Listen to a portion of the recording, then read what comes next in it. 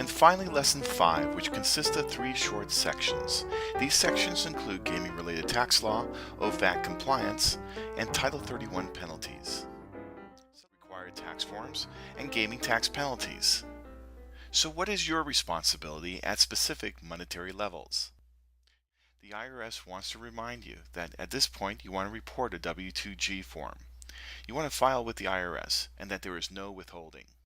Understand how busy it gets on the floor, but it is critical to do whatever is needed to get complete and accurate information from a patron at the point of the transaction. Please keep in mind that so when a patron wins, think gaming tax. So let's look at the required tax forms. Tax forms are issued to patrons immediately. There are 2 tax forms that are required for games such as lottery, sweepstakes, sports or racebook, bingo, slot machine winnings, and Keno winnings. And they are the W-2G and the 1042-S. For citizens and resident aliens, issue Form 1099 Miscellaneous for tournament winnings, drawings, and promotional giveaways. So why is this so important? Because gaming tax penalties add up.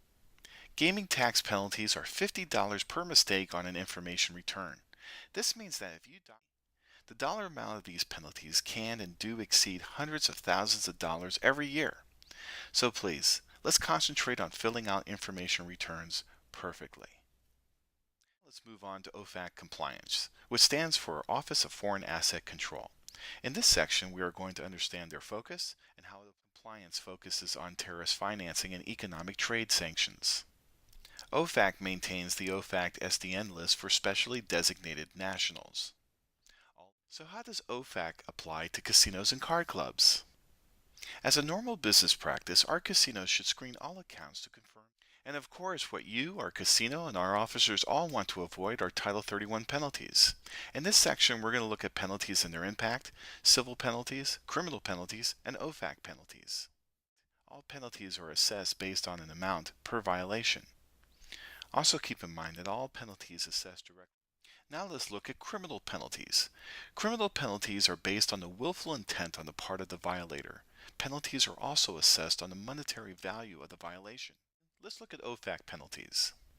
What matters most to OFAC is whether you complete a transaction with a patron on the OFAC SDN list. Congratulations, you've completed all lessons with Title 31 training, and now you've reached the final exam. There are 25 questions, 75% is the passing grade. The exam itself has a 20-minute time allotment, so relax and good luck.